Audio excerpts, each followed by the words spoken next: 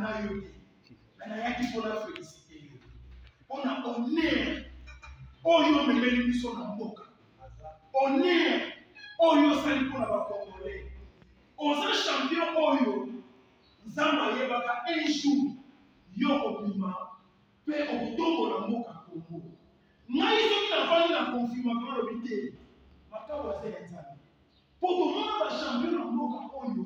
koleka na télévision kofinga bato kobunda na nzela me kotala attitude na yo na mosala na mokumba oyo ozomema ezokoka na li nde nalobaki te mpona kata bakan na elembo ya komba yo okanisa lokola tozobunda mena ya kofélicite yo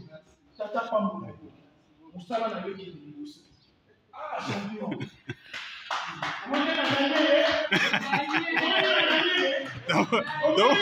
Namoni.